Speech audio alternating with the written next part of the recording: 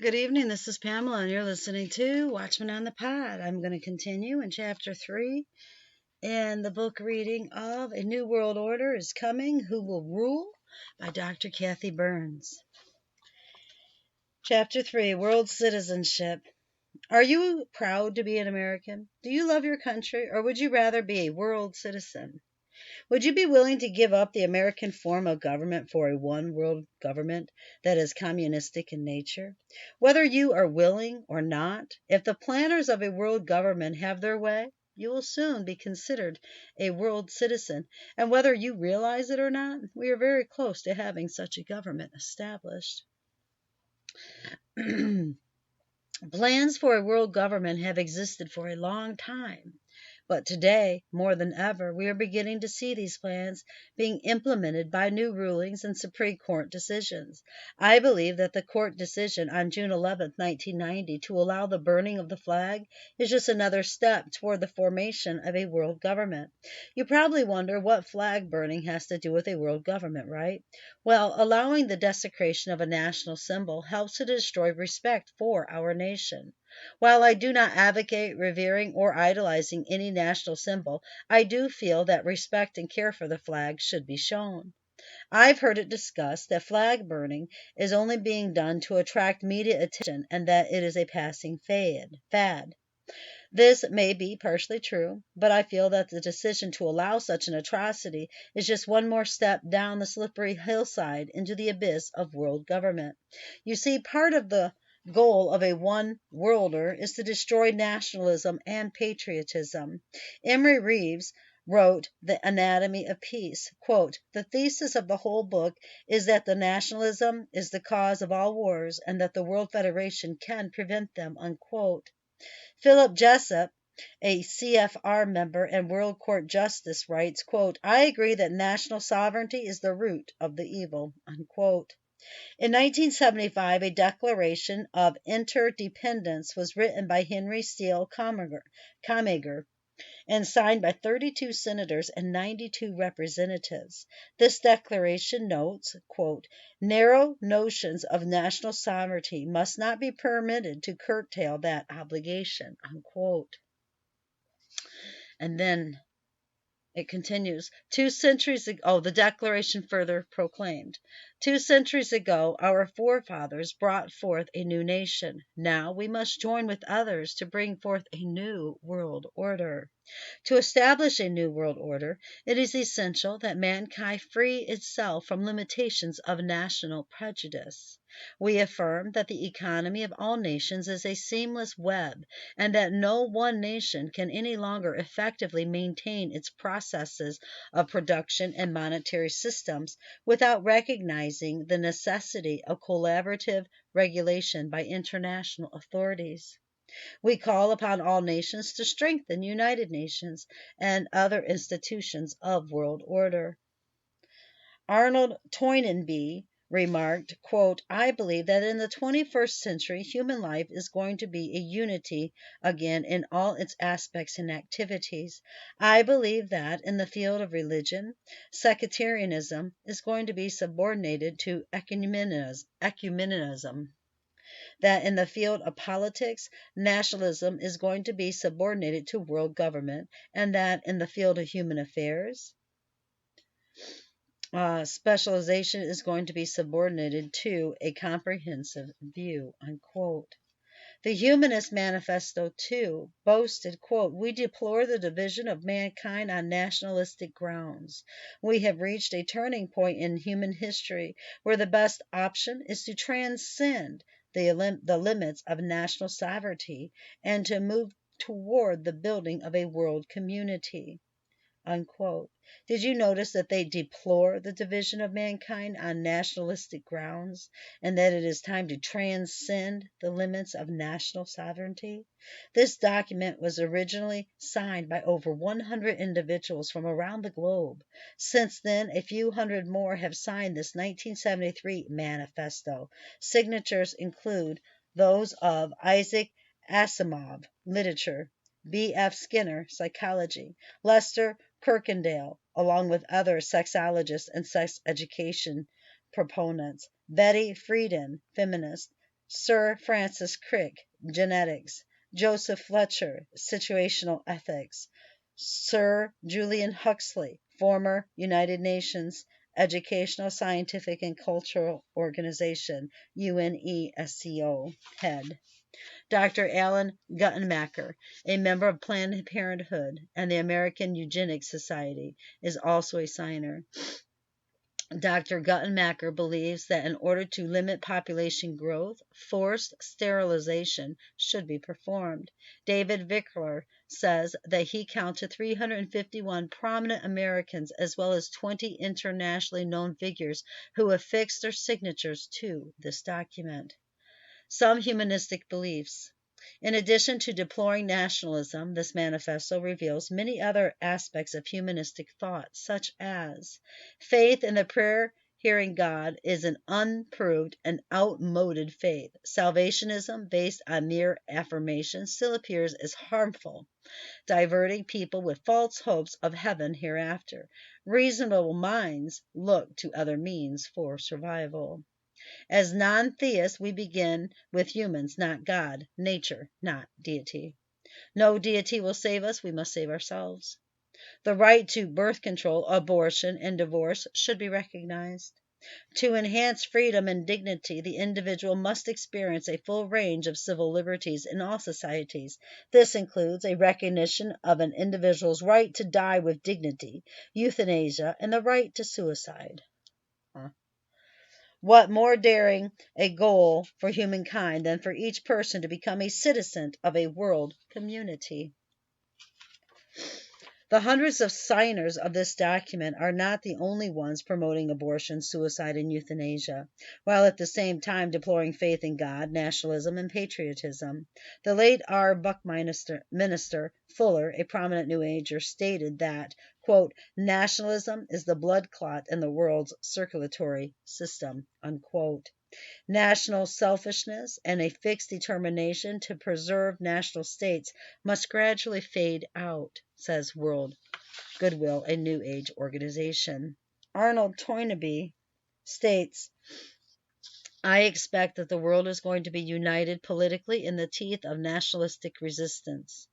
The people of each local sovereign state will have to renounce their state sovereignty and subordinate it to the paramount sovereignty of a literal worldwide world government. I want to see a world government established, unquote. How can these one world planners foist such a heinous action on the American people? World planner Lawrence Abbott gives us an idea of how this can be done. He writes, quote, to achieve this, the authority would have to take over intact the weapons relinquished by national governments. Those who favor the authority agree that the authority would have to be in actuality a government with adequate lawmaking, law judging, and law enforcement powers in an important but very limited sphere. But they think it would stand a better chance of being accepted and of coming into being if the term authority rather than world government were employed. Notice that this one world government will be pushed on the people by deception. If the terms are changed, they feel they will make better headway in their plans. He continues, the functional approach to the achievement of world law has been called the back door to world order.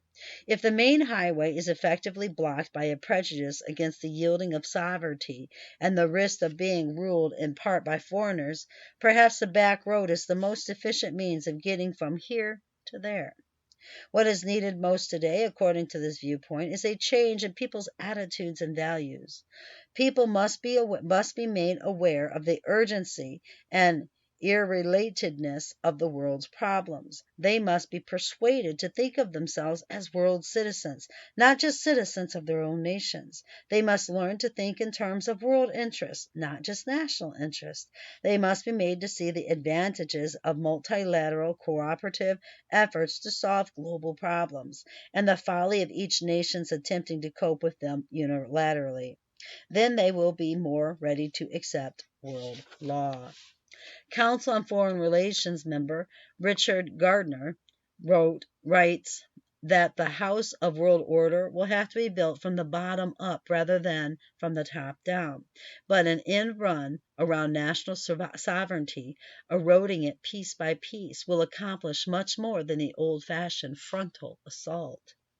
The former director of the World Health Organization, Dr. Brock Chisholm, has stated, to achieve world government, it is necessary to remove from the minds of men their individualism, loyalty to family tradition, national patriotism, and religious dogmas. We have swallowed all manner of poisonous certainties fed us by our parents, our Sunday and day school teachers, our politicians, our priests, our newspapers, and others with vested interest in controlling us. The reinterpretation and eventual eradication of the concept of right and wrong, which has been the basis of child training, the substitution of intelligent and rational thinking for faith in the certainties of the old people, these are the belated objectives for charting the changes in human behavior. Brock Chisholm also advocated that what people everywhere must do is to practice birth control and miscegenation, racially mixed marriage, DLC, in order to create one race in one world under one government. Chisholm, by the way, was the 1959 Humanist of the Year and was also a close friend of Alger Hiss, the Communist Council on Foreign Relations member, president of the Carnegie Endowment for International Peace, and chief planner of the 1945 United Nations Conference. In 1973, Dr. Chester Pierce of Harvard University addressed 2,000 teachers in Denver, Colorado. His oratorical remarks included the following. Every child in America who enters school at the age of 5 is mentally ill because he comes to school with allegiance toward our elected officials, toward our founding fathers, toward the preservation of this form of government, patriotism, nationalism, sovereignty, all that proves the children are sick, because the truly well individual is one who has rejected all of those things and is what I would call the true international child of the future. So according to Dr. Pierce, if a child believes in patriotism, nationalism, and sovereignty, he is mentally ill. Paul Brandwin adds another factor that he feels causes mental disturbances. Any child who believes in God is mentally ill. He alleges feminist and editor of Miss Magazine, Gloria Steinman, would most likely agree because she boasted, by the year 2000 we will, I hope, raise our children to believe in human potential, not God. This statement appeared in the Saturday Review of Education in 1973. The World Future Society claims that alienation is a necessary requirement for the creation of global values. You have to be cut off from your roots and family before a new beginning can come into fruition. Quote. The rotting corpse of Christianity. How do these individuals plan to accomplish the goal of destroying the belief in God and nationalism? The answer is through the education of our children in the classroom. We are told 1,400 U.S. public schools have accepted the children's global flag, which is to fly beside the national and state flags in the government school classrooms. Schools which fly the flag have signed an agreement to teach the children a moral code of ethics, which include world government and a pagan form of worship, which teaches that Mother Gaia, or Mother Earth, is a fountainhead or source of life. The children must pledge to preserve their amazing planet as a fountainhead of life. This program is designed to teach children an internationalist mentality and that they are children of a universal pagan deity. The October 1947 issue of NEA Journal had an article by William Carr in which he gave the following advice. As you teach about the United Nations, lay the ground for a stronger United Nations by developing in your students a sense of world community. The United Nations should be transformed into a limited world government. The psychological foundation for wider loyalties must be laid. Teach about the various proposals that have been made for strengthening the United Nations and the establishment of world law. Teach those attitudes which will result ultimately in the creation of a world citizenship and world government. We cannot directly teach loyalty to a society that does not yet exist, but we can and should teach those skills and attitudes which will help to create a society in which world citizenship is possible, unquote. Excuse me.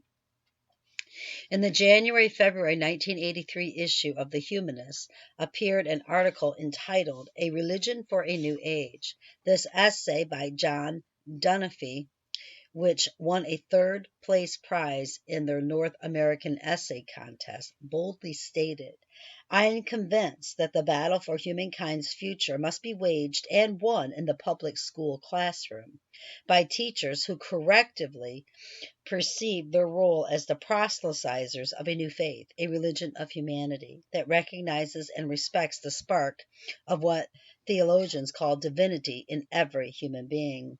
These teachers must embody the same selfless dedication as the most rapid fundamentalist preachers, for they will be ministers of another sort, utilizing a classroom instead of a pulpit to convey humanist values in whatever subject they teach, regardless of the educational level, preschool, daycare, or large state university. The classroom must and will become an arena of conflict between the old and the new. The rotting corpse of Christianity, together with all its adjacent evils and misery, and the new faith of humanism, replacent in its promise of a world in which the never realized Christian ideal of love thy neighbor will finally be achieved." Unquote. It will undoubtedly be a long, arduous, painful struggle, replete with much sorrow and many tears. But humanism will emerge triumphant. It must, if the family of humankind is to survive. UNESCO is another organization trying to influence our children to accept a world government. Julian Huxley, former director of UNESCO and a 1962 Humanist of the Year, is an atheistic philosopher, a member of the Communistic Colonial Bureau of the British Fabian Society, and a signer of the Humanist Manifesto too. In 1948, Huxley wrote, quote, "In its education program, UNESCO can stress the ultimate need for world political unity and familiarize all peoples with the implications of the transfer of full sovereignty from separate nations to a world organization. Political unification is in some sort of world government will be required," unquote.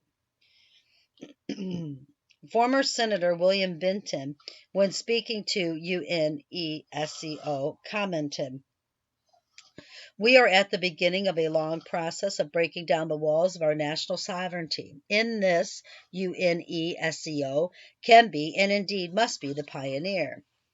UNESCO's own material explains, if UNESCO is attacked on the grounds that it is helping to prepare the world's people for world government, then it is an error to burst forth with apologetic statements and denials. Let us face it, the job of UNESCO is to help create and promote the elements of world citizenship. When faced with such a charge, let us by all means affirm it from the housetops. Under Huxley's guidance, the United Nations prepared a guidebook for teachers. This guidebook reminds them that the destruction of a child's love of country and patriotism is the first step in educating that child for world citizenship. John Stormer tells us more about what is contained in this guidebook.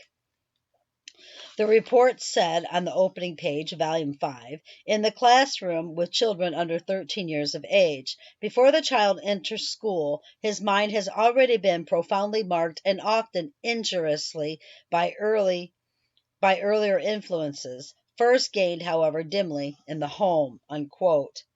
Quote, "The attack on home and parents continue. On page 8, the teacher is told the kindergarten or infant school has a significant part to play in the child's education. Not only can it correct many of the errors of home training, but it can also prepare the child for membership at about age 7 in a group of his own age and habits, the first of many such social identifications that he must achieve on his way to membership in the world society. Unquote. After such guarded references to the injurious influence of the family on the young child, the UNESCO study makes it plain that the errors of home training include parental encouragement of patriotism.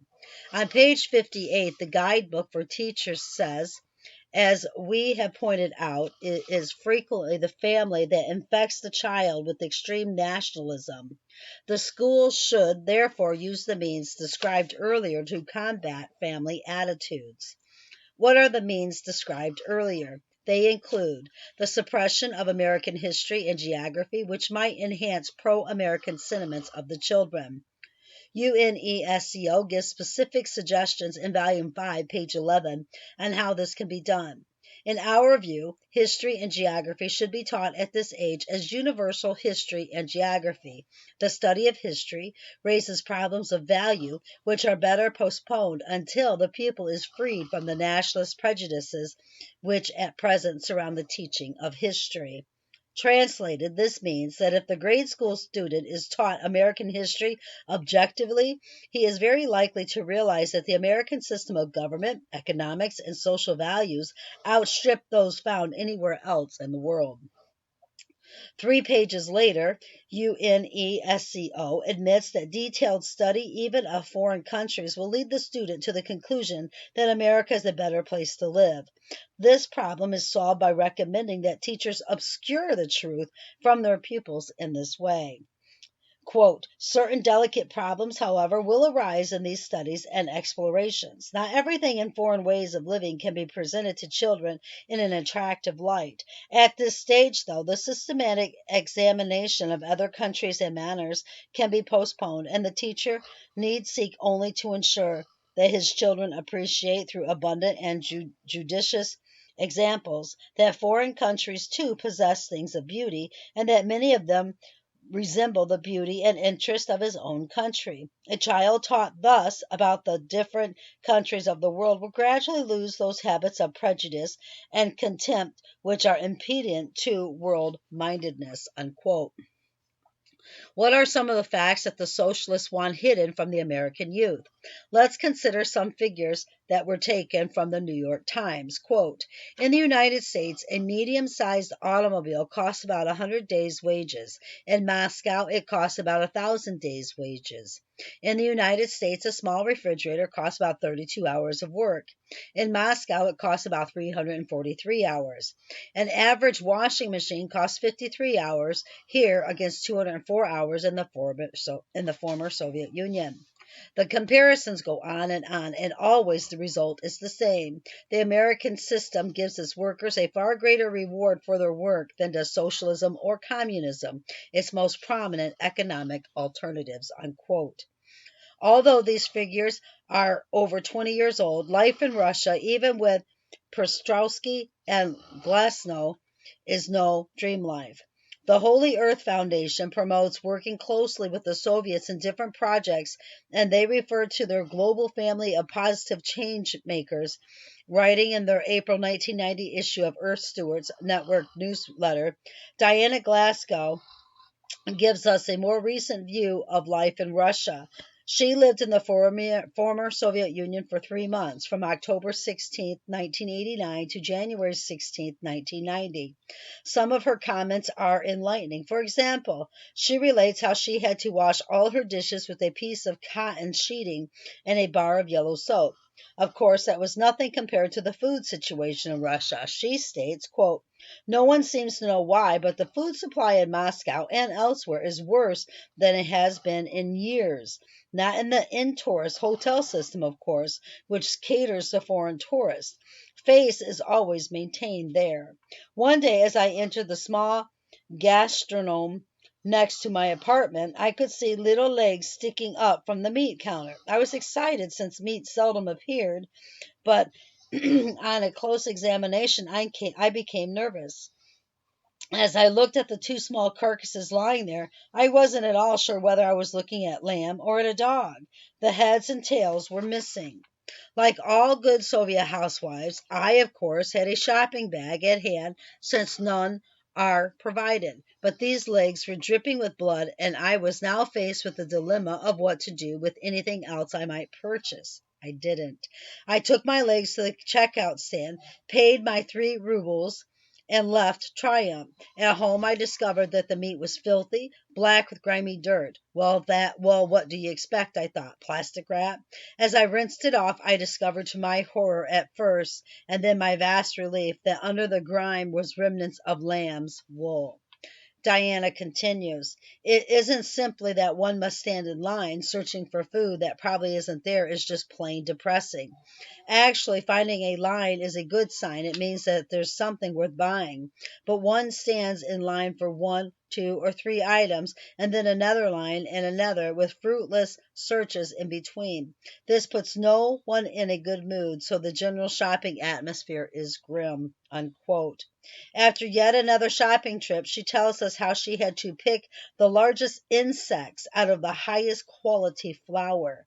This is life in Russia. It's no wonder that the communistic one-worlders don't want the teachers to compare life in America with life in Russia.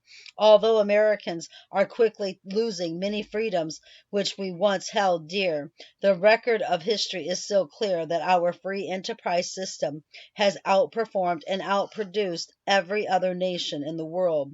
Since the record is clear, is it any wonder why the socialists and the one-worlders insist on changing our youth's history books? If the true facts can be distorted or ignored, it is easier to convince the students that America just isn't like the other countries. It isn't like the other countries, but in a different way than our young people are being taught today. Become a planetary citizen. Ignoring all these facts, the socialistic one-worlders are punishing the students to not only endorse a one-world government, but to actively support it by becoming a planetary citizen, by filling out a registration form. The Planetary Citizens is a New Age organization. Some people on the board of Planetary Citizens are also listed on the letterhead of the World Government of World Citizens. This group, too, has an application form to register to be a world citizen. They write in a letter accompanying the registration form that they issue world passports, world identity cards, world citizen cards, and world birth certificates. Also included is the credo of a world citizen. The Pledge of Allegiance, to which the applicant affixes his signature, says in part, I, the undersigned, do hereby willingly and consciously declare myself to be a citizen of the world. As a world citizen, I pledge my planetary civic commitment to world government, founded on 3 universal principles of 1 absolute value, 1 world, and 1 humanity, which constitutes the basis of world law. As a world citizen, I acknowledge the world government as having the right and duty to represent me. As mentioned in the first chapter, the organization that New Age groups are promoting to bring about a world government is the United Nations. The surprising fact is that one of the goals of communism is to also promote the United Nations as the only hope for mankind. If the charter is rewritten, they would like to see it set up as a one world government with its own armed forces. Some communist leaders believe the world can be taken over as easily by the UN as by Moscow. Sometimes these two centers compete with each other. Of course, another goal of communism is to discourage the teaching of American history on the ground that it was only a minor part of the big picture, and to give more emphasis to Russian history since the communists took over. Since the Communists and the United Nations have the same goals, it should come to no surprise that the United Nations organization, the United Nations Educational, Scientific, and Cultural Organization, UNESCO, advises teachers to destroy a child's love of country and patriotism. After all, the destruction of nationalism is the first step to becoming a world citizen. What most people don't realize is that this indoctrination started several decades ago, and today we are starting to reap the fruits of this teaching. Almost 50 years ago, this idea was being promoted by the Teachers College, Columbia University. Isaac Leon Candel of the Teachers College wrote the following in the NEA Journal in April 1946. Quote, nations that become members of UNESCO accordingly assume an obligation to revise textbooks used in their schools. Unilateral efforts to revise the materials of instruction are futile. The poison of aggressive nationalism injected into children's minds is as dangerous for world stability as the manufacture of armaments. In one, as in the other, supervision by some kind of international agency is urgent. Unquote. As far back as October 1947, National Education Association official William Carr, NEA Executive Secretary, 1952-268, wrote in the NEA Journal that teachers should teach about the various proposals that have been made for strengthening the United Nations and the establishment of world law. Teach those attitudes which will result ultimately in the creation of a world citizenship and world government. Results of indoctrination. Has this indoctrination been successful? You can decide for yourself after reviewing one example. In one school near Arlington, Virginia, a substitute teacher asked the students in his 3 advanced government classes what they saw as the most significant differences between the United States and the former Soviet Union.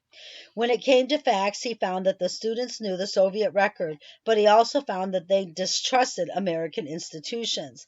And when he called for a show of hands, the substitute teacher found that only 2 out of 53 students felt that, despite our imperfections, the United States is a morally superior system to the former Soviet Union.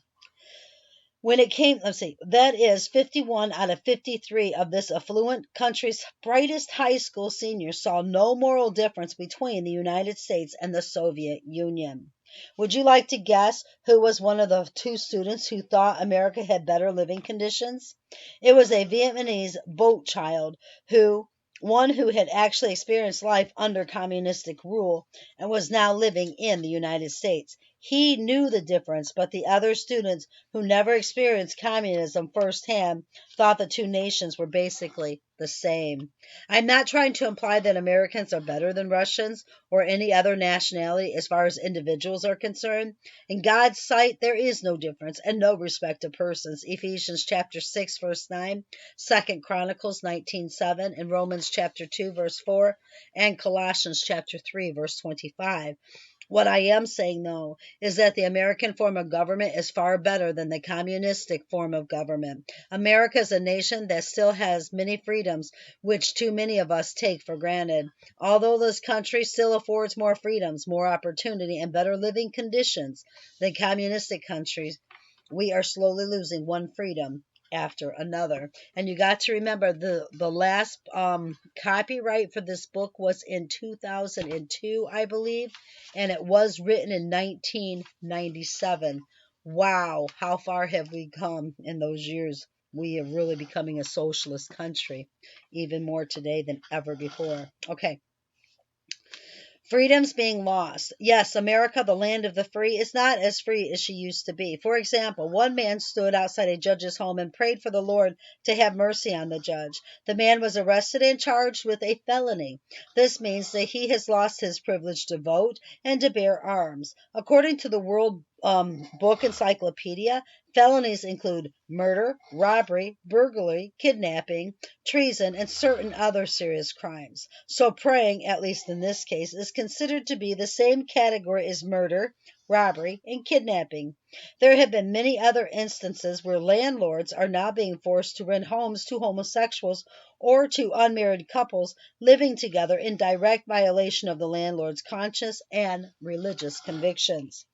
Nativity scenes are prohibited in many public areas, and crosses and other religious symbols have been removed from public places. Even when the majority of the townsfolk have been in favor of a religious symbol remaining in the town, it is oftentimes removed under the guise of keeping the separation between church and state.